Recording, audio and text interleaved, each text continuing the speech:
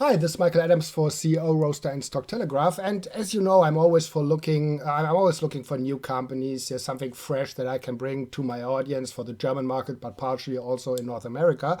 And my wife just told me that I'm a very, very bad cook, right? And and that's true, right? But if, and that's only once a while, but if I prepare a meal, I only use the best ingredients I can get my hands on. And this is actually also how I look at when I do my research or my due diligence on companies, right? I'm looking for, the individual ingredients that the company can bring to the table. And today I have a company that is in Nevada. Yeah, they have a really interesting project next to a major, right? They have a great management team. They just got an addition to their management team. And they have cash on hand. And so I think that's like really good ingredients for a great meal. And our chef today is Colin Moore. He's the president of the company. The company, by the way, is IMExploration, trading on the Canadian Stock Exchange, CSE as IM, on the German market, on Frankfurt right now. The symbol is IM5. And the German WKN number, I have to read that, it's A2PLJU, but I will also put that somewhere around this video. So, this was my intro. Colin, welcome to the show. Thank you very much for taking the time out of your busy day. And maybe to start off, before we dig into the presentation, and let me just change that and make us big. Yeah, that's great. Hi. Maybe start off with giving us a little bit background about yourself and what you're planning to cook with the ingredients on hand. Totally. Thanks so much for having me, Michael. Really appreciate the opportunity to talk to you and your viewers here. I'm actually fairly new to IM. We just closed a transaction to acquire the private company that I co-founded, which was Momentum Minerals, and that closed in July. A little bit of background on my work history. I've been in and around the industry, the mining industry, that is, for my entire professional career.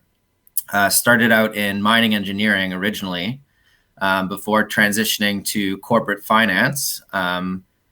Worked in investment banking coming out of my MBA in Toronto at a major bank there on their mining team.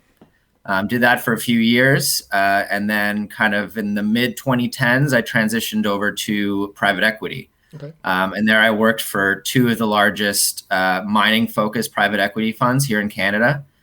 First in Toronto, and then the second one was out in Vancouver. So that's what brought me out to the West Coast, based in Vancouver now. Okay, yeah, this is why I have this hat on, right? Oh yeah, well, I have to caution you. I am not a Canucks fan. Lost. Okay, I'm a Toronto Maple Leafs fan. Born and bred in yeah. Toronto. Yeah, stick to your roots, I guess, right? So yeah. Anyways, okay, yeah, that's cool. Yeah, so after the private equity company here in Vancouver relocated back to Sydney, which was their home base in Australia, I got hooked up with some guys that were starting a private exploration company called Momentum Minerals. Mm-hmm. That was back in 2019. So for us on that side of things with that company, it's been kind of a 2-year process getting to where we are now, culminating in IMExploration purchasing us, and now, we're one consolidated company, and excited to move this forward in a public company now. Okay, cool. Yeah, then let's hear something about the public company, and I will bring up the presentation again. I'm just a technical genius. Okay, so dig into it. Yeah, so I mean, it's been moving quickly. So this is the land package that we've put together in a very short amount of time. IMExploration has really transformed itself over the last 3-4 months. Mm-hmm. Building out a really exciting team, and also putting together a very exciting land package. So what we have here, really, it's one large 3,000 hectare fully contiguous property package here, but it's really made up of 2 distinct projects. So to the western edge, there's the Toyabe project. And that was one that IM acquired before acquiring Momentum Minerals. So Momentum Minerals, the side that I came from, owned the Turquoise Canyon project to the east. And as you can see, they fit together, like a puzzle piece here. We being Momentum Minerals, we had actually filled in the gap. There's a little sliver you can see there between the two properties. There's a little gap, and we actually went out and staked that. Oh, okay. So they all fit together perfectly. It's 3,000 hectares. And I think most importantly, it's right in the heart of one of the best places to mine and to find deposits in the world. We're on a major trend in Nevada. It's called the Battle Mountain Eureka Trend. And this hosts some of the largest producing mines and deposits in the world. So we're only 10 kilometers south of Cortez Hills. That's one of Barrick's most important mines, but also surrounded by other major deposits like Pipeline, Gold Rush. And immediately to the south of us, there's actually a past producing mine that's also controlled by Barrick. It's called the Toyabe Saddle Mine. And you can pretty much stand on our southern boundary and throw a rock at it. You can see it right there from where we are. Colin, you just told us about the company for like 2 minutes, but I already have a question. So when is Barrick going to take you guys out? Oh, well, is that the plan? Yeah, right. Like, are you trying to develop the project to like a certain level and then hope that it will be acquired by a major, or is there any thought? And I know it's very premature, but is there also a thought to bring it into production, or what's kind of the overall vision for the company? Yeah, so I mean, it is early days. We think we have something really interesting on our hands. And we like to say we're in Barrick's backyard. So eventually, they would be a logical acquirer. But I think we're very prepared to make this to do this alone and make this really interesting and kind of be a thorn in their side here. Okay. We fully have the capability, so we're not in a rush here. I think we want to build this out to the point where it becomes really exciting, and then. Like with any junior exploration company, the end goal is usually to get bought, right? Yeah. It's still early days in the story, and we think we have a long runway here. Okay, but that's good because right now the valuation is pretty low, right? So the market cap is around like 10 million Canadian, I guess, right? I think it's actually a little bit less than that. Okay. Six or seven. Yeah. So let's say it's below 10 million. Yeah, you have I think you have more than 1 point something million cash on hand, right? Is that? Yeah, we have about 1.5 million in cash right now. Yeah, and the stock price is trading around the 14, 15, 16, 14, 15. Yeah, cent level, Canadian cents, right? So it's kind of to my audience. This should, and I'm not here to tell you buy the stock, right? But take a look at it. Looks to me like a ground floor opportunity, right? So where you can just get in right at the beginning with a great team, cash on hand, great projects, great neighborhood, and in Nevada, which, as you said, is still one of the favorite mining spots worldwide. Absolutely. I guess, right? So. Okay, that was just my 2 cents right from the start. So move ahead, please. Yeah. So I would note that because we've been really focused on getting these M&A deals done and building out the team, and summer is generally a quiet time in the markets. Yeah. We haven't really told this story yet. This is a very fresh story. So we're coming into the fall, and now we plan to get the word out. So just to reiterate what you said, it's very much the ground floor right now. Yeah.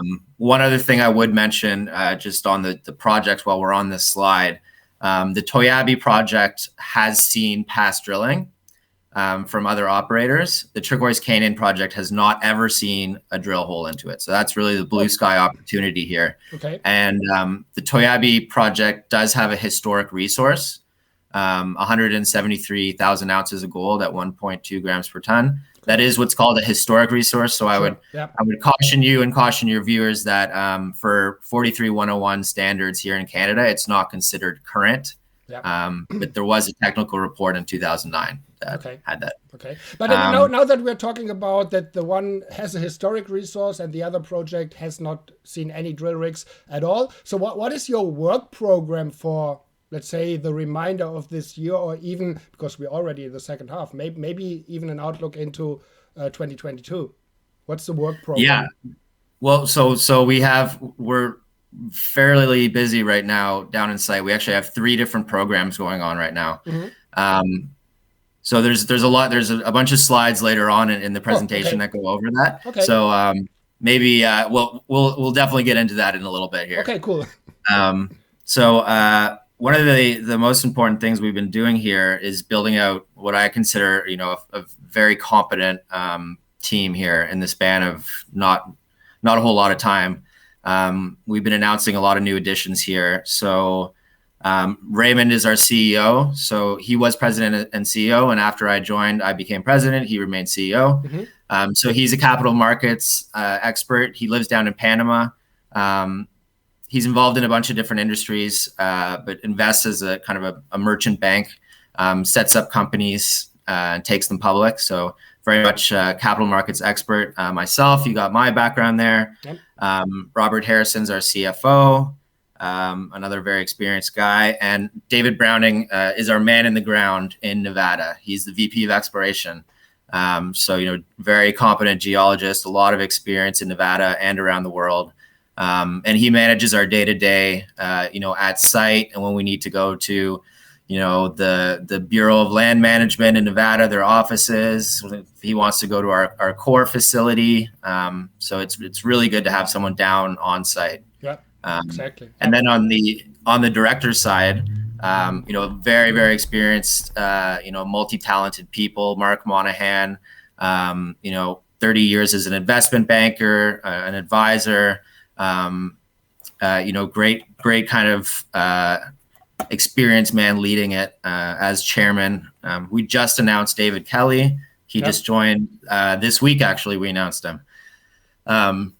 Very experienced exploration geologist. So, as an exploration company, it's pretty important to have some board members who are technical experts. So, but not only is he, a very experienced exploration geologist, but he's also the CEO of another publicly traded company called Chicana Copper. Mm-hmm. So he brings that experience, that public market experience as well.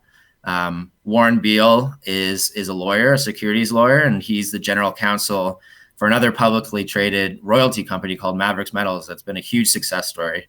And then John Dudney is another capital markets expert, and he takes companies public. So, multi-talented, cover a lot of different things between geology, engineering, legal, accounting, capital markets. So we have a pretty well-rounded board here.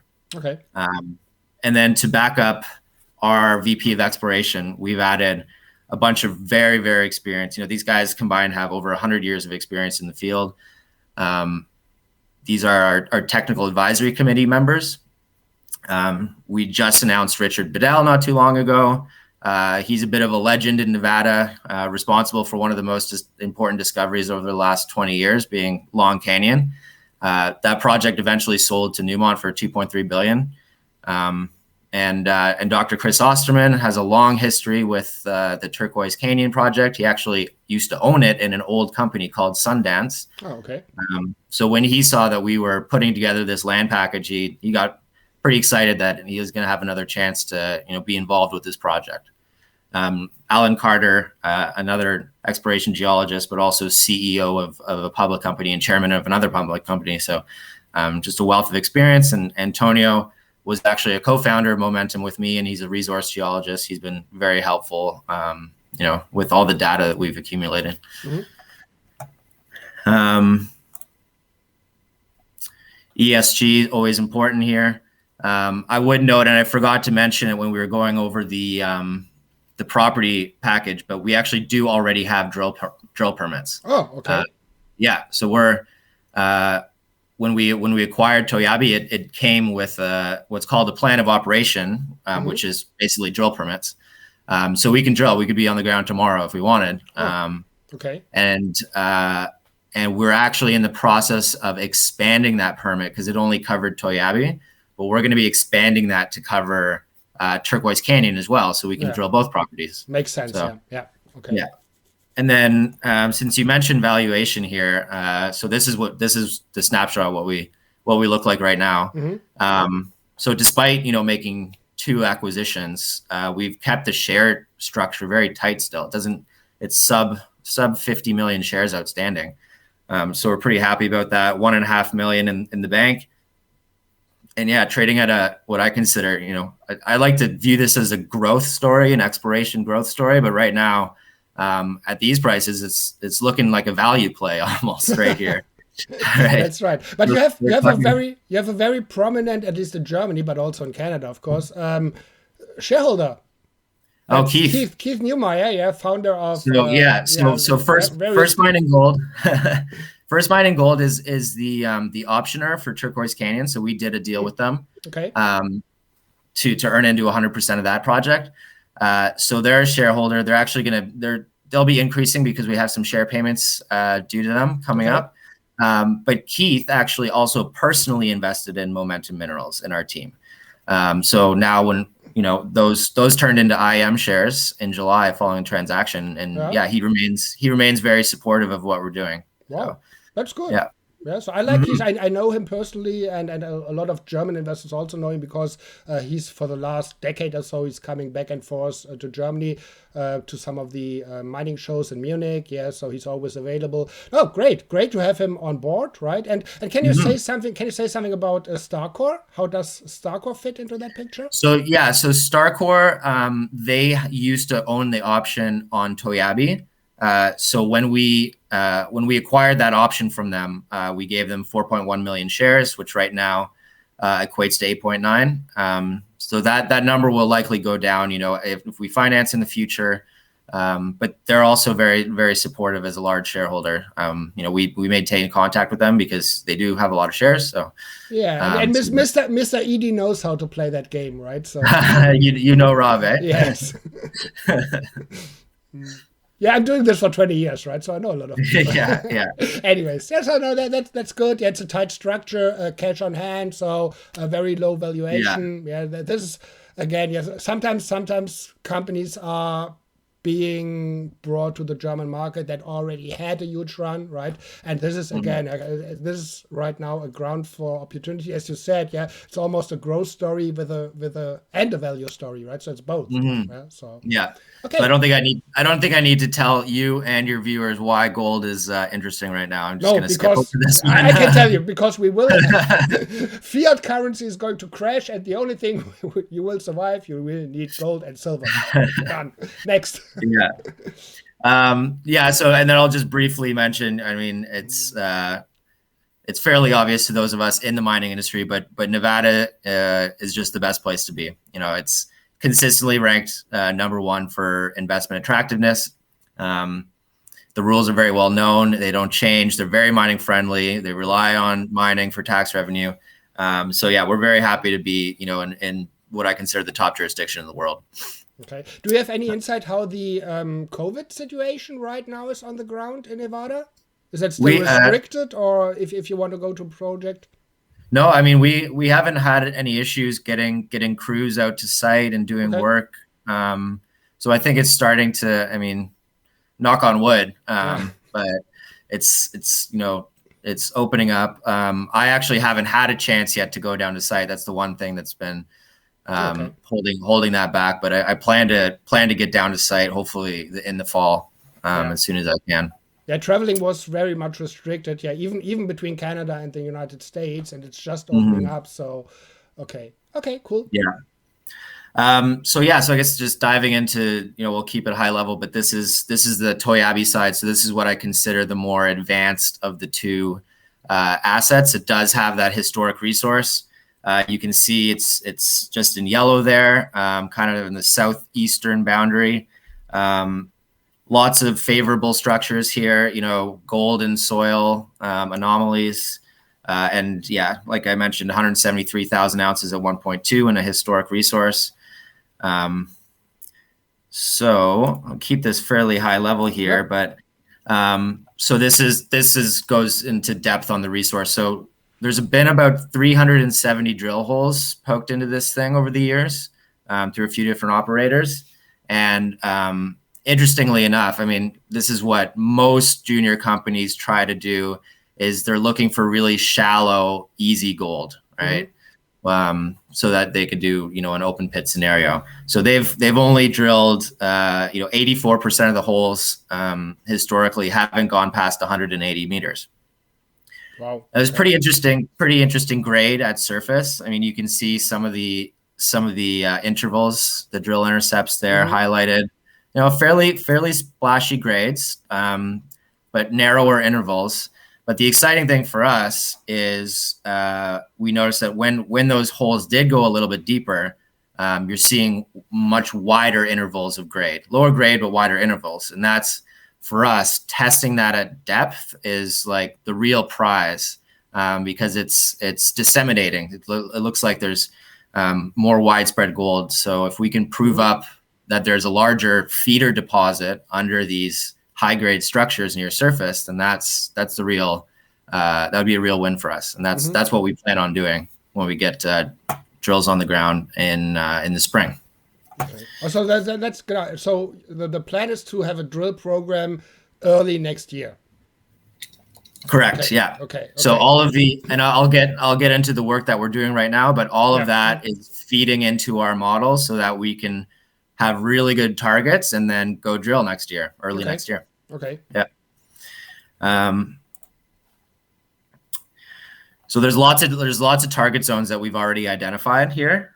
Most of them are on that southeast portion of the property, which is interesting because that's where the next property starts, right? That's where our Turquoise Canyon property starts, right on the eastern boundary there. So I won't spend too long here, just to say that we have many different opportunities on this one project, not even taking into account the other project, for targets and to find stuff. Okay. And then this is Turquoise Canyon side here.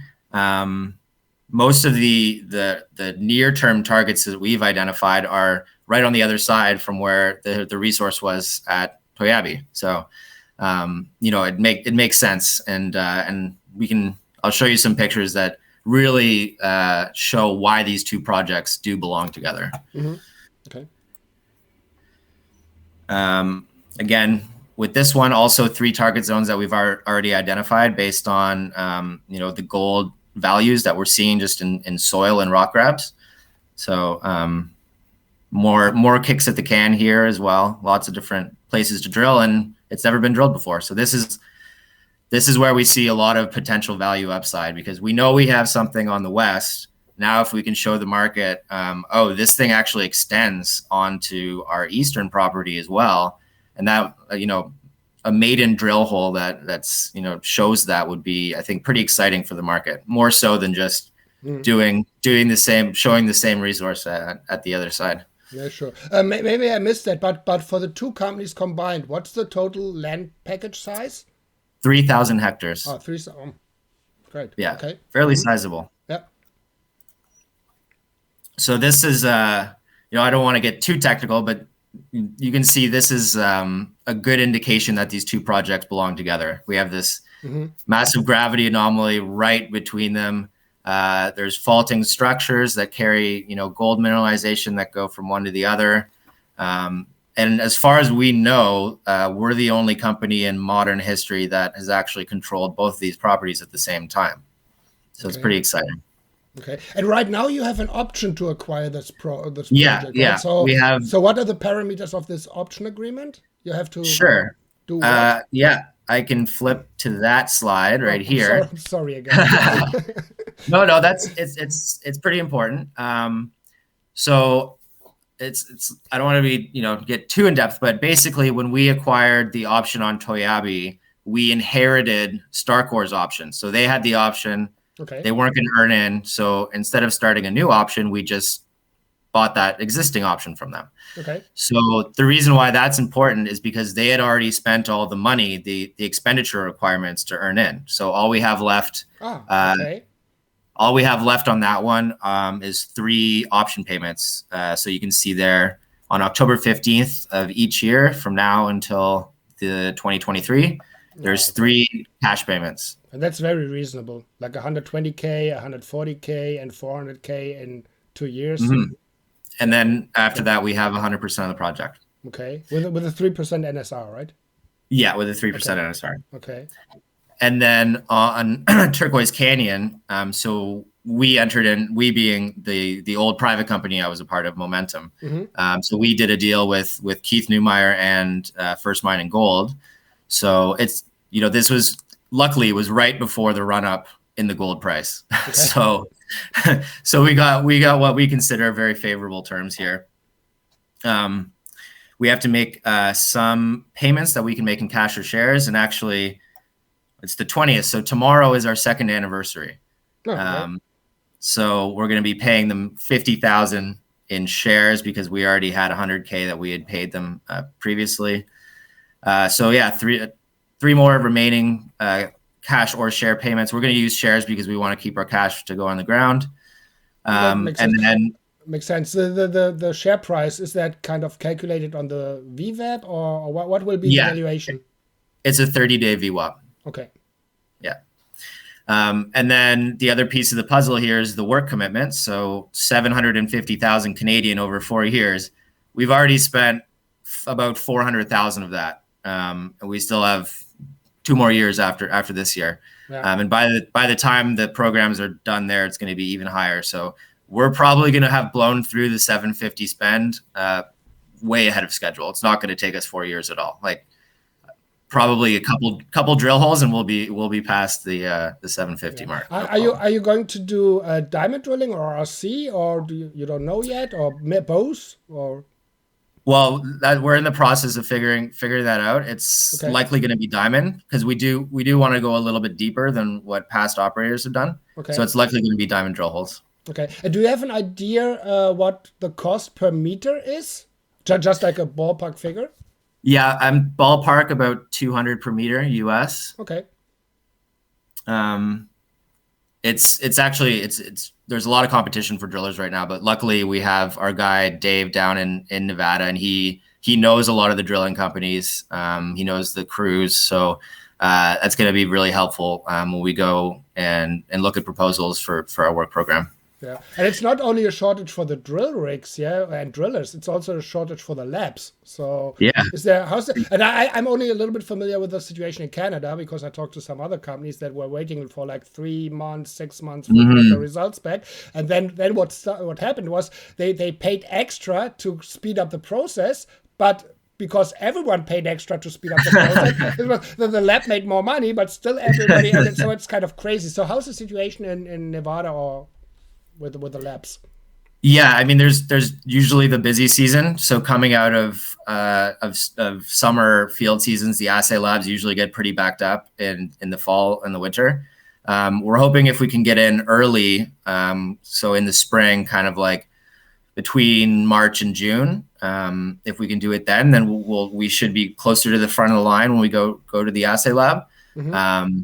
But yeah, I'm not super familiar about what the wait times are for labs down there right now. Okay. Yeah. Yeah, and there's still some time, right? Maybe the situation is kind of clearing up a bit. We don't know.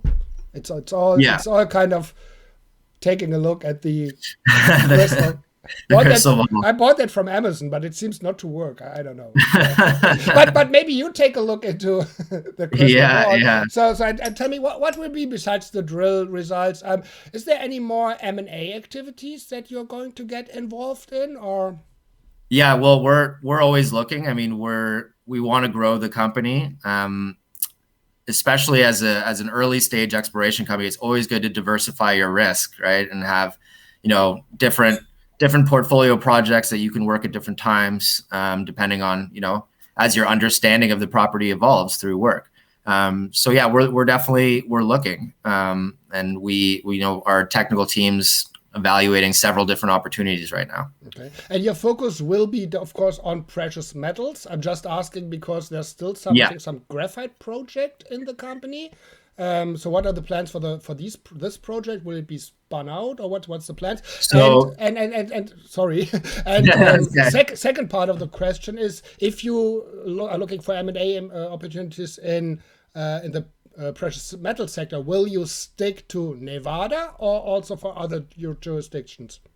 So we're definitely a gold company. We're going to stick to gold and precious metals. some of these assets also have silver too, but gold is our main focus. We would like to stay in the Western U.S., Nevada in particular. We think it's the best jurisdiction to operate in, and if we can find opportunities there, then that would be our preference. So the property you mentioned is in Ontario. It's called Malloy, and that was IM's original property when they first listed. It started out as a graphite prospect, like you mentioned. They actually increased their land position and added some claims that were actually gold claims, more gold-bearing claims. So it does have a gold tilt along with the graphite. But for us right now, like we're going to keep the project, keep it in good standing. But the bulk of our focus right now is down in Nevada. And I would mention that we are looking at other projects, but we're very pleased and very happy with what we have right now, and that's going to be our core for sure going forward. Yeah, and you have work to do, as you pointed out, and just for the graphite project, even if it's coming with gold, it's kind of it's total out of the way, because it's Ontario, and it was I think that was kind of the qualifying transaction type of thing, right? It was, yeah, definitely. Okay, so but maybe graphite gets hot one point in time again, and maybe there's an opportunity to spin that out. But that's all kind of speculation. But there was one other question on my mind, and actually I should have asked that at the beginning. The company's called IMExploration. Is that like I Am Legend, or what does that IM stand for? So that actually ties back to the Malloy property. It's industrial minerals. Oh, that's what it stands for. But it's still good. It's like I Am Exploration, I Am Legend. Yeah. This what is this film with Will Smith, I guess, right? So yeah. Anyways, okay. No, so I think that's So one thing I should explain what we're doing right now with our crews in the field. Kind of getting sidetracked here. So sorry. No, it's okay. So there's three important pieces of work that we're doing right now. And I'll try not to get too much into the technical side and kind of keep it high level. So the first thing we're doing is we have access to all the old core from the drill programs that were done in the past. So going back to, I think, 2008, 2009, maybe even earlier, we have some core from before.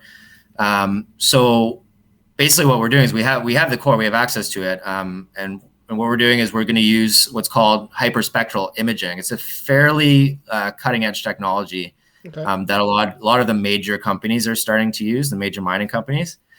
So basically you put it under a high resolution camera.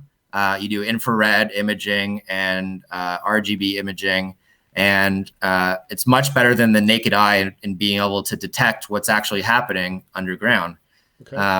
The old school way of doing it was geologists logging it with the naked eye and combining that with assays and then trying to form their opinion about what's happening underground and model off of that. This is like a much more objective, data-driven approach to that, which is going to, mitigate a lot of the analysis for us, or mitigate the risk of coming up with the wrong analysis, right? Because it's all going to be computer-based. There is some human element to it, but it's kind of taking a more data-driven approach and objective approach.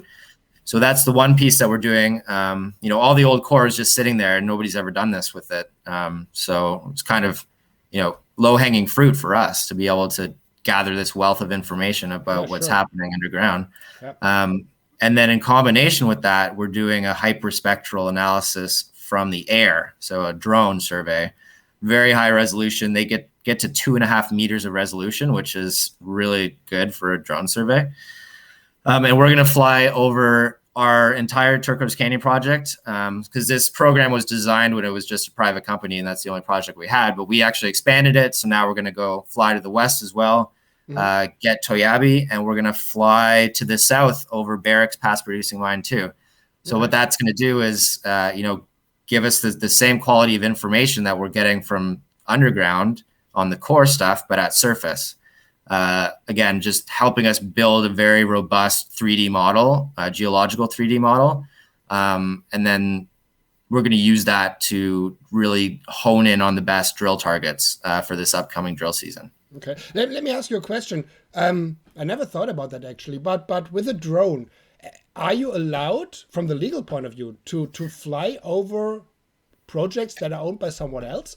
Like, could everybody just fly over your project? Or, as you said, you're going to fly over the old Barrick project? Is that legal? Yeah. So nobody told us we couldn't do it. You have a lawyer on your board. You should ask him. We do have a lawyer on our board. Yeah, I'm not aware of the legal implications. Okay. But we've actually already flown it, so we're just waiting to get the data Yeah, back. sure, but I'm just Nobody shot our drone out of the sky yeah, or but I'm anything. just thinking, like if you're in Newfoundland, yeah, where it's really busy right now, yeah, or they are up there, Yeah, and you can just fly around on all the other things, and then see, okay, there's a structure, and I just take a, I don't know, sounds so weird, but anyways, I trust it that you're bored and everything is legal and you already did it, so it's all good, but just for my yeah information. yeah. I don't think you own the air rights above Okay, the project. You might own the ground rights, yeah, but I don't know. I don't know how how high they go. okay, something to dig into. Yeah, yeah. And then, sorry, so the last piece of the puzzle here, and our crew is down there right now. I think they should be starting the work like today or tomorrow.